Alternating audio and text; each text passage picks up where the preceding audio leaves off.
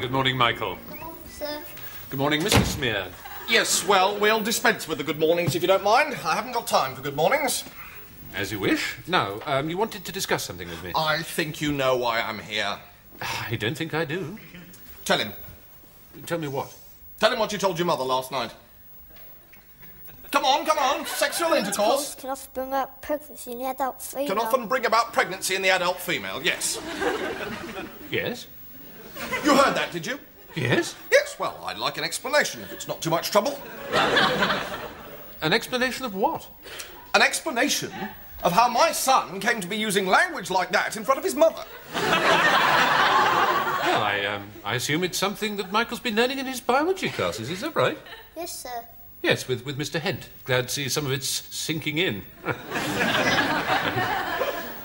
Well, this is a turn-up and no mistake. What is? I didn't imagine you'd be quite so barefaced about it. About what?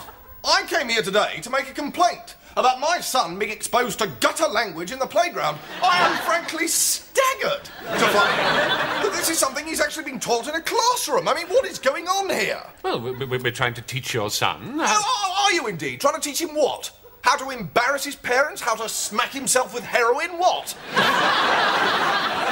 Mr. Smear, I can assure you we have no... Call yourself a school? Well, I don't actually call myself a school. Don't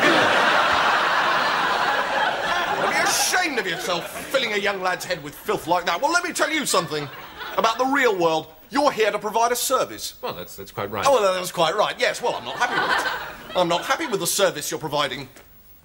Well, would you rather that Michael didn't attend biology classes? Well, certainly I would, if those are the kind of lies I could expect to hear repeated at the dinner table. They're not lies, Mr. Smear. Oh, aren't they? Are they? What? Sexual intercourse can bring about pregnancy in the adult female? Well, that's quite true. True, my arse. It's nothing more than a disgusting rumour put about by trendy young people in the 60s. Trendy young people in their 60s? In the 60s.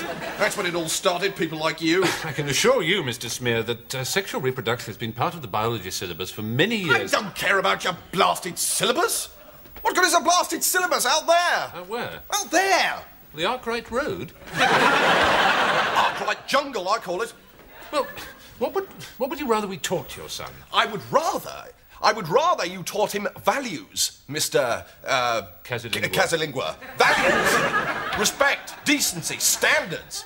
That's what you're here for. You're not here to poison my son with a lot of randy sex talk. Michael definitely is your son, is he? Well, certainly he's my son. Well, then it's safe to assume that at some stage you and Mrs. Smear must have had sexual intercourse. Right, that's it. I've had enough of this. I'm going to knock some sense into you myself. Well, you're going to fight me now, are you? Yes, I bloody well am. I'm not going to stand for this. Well, do you mind if I do? Talking like that in front of the boy, you're a bloody disgrace. Mr. Smear, how can Michael be your son if you and Mrs. Smear have not had sexual intercourse? Michael is my son. Yes? In the normal way. And what, in your opinion, is the normal way to have a son? If you're trying to trick me into sexy talk... Well, the normal way to have a son is to get married, buy a house, get properly settled in, furniture and so on, and just wait for a bit. Make sure you eat properly, 3 hot meals a day. 3 hot meals? Hot meals, yes. Okay. And Michael just sort of popped up, did he? Yes, well, of course, it's a few years ago now, but I think, yes, one day he was just there. And at no stage did you or Mrs. Smear engage in any act of sexual intimacy? Yes, it's very hard for you to believe, isn't it? It's very hard for you to believe that there's still some of us who can bring a child into this world without recourse to cannabis and government handouts. I don't know what to say. No, I bet you don't. It's not every day a consumer stands up to you and makes demands, is it? Well, not of this nature, certainly. No? Well, welcome to the harsh realities of the marketplace, Mr. Casalingua. Right, OK. So, what do you want me to do? Well, it's perfectly obvious, isn't it? Not to me. Well, I mean, if I go to Littlewoods and say that I'm not happy with a cardigan, for example, well, they'll change it for me, and gladly. You want me to change your son? Well, of course I do. Mine is soiled now. I'm afraid we don't have any spare sons. Typical, isn't it? Well, what have you got of equal value?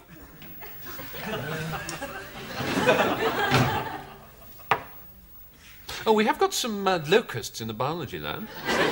Locusts? Do I have your assurance that these locusts will not embarrass Mrs. Smear at table with foul language? I think I can go that far. How many of them are there? Well, there are 2 at the moment. What do you mean at the moment? They're married, you see, and they've bought their own cage and some furniture and have settled down and are having 3 meals a day. Hot meals? Warmish.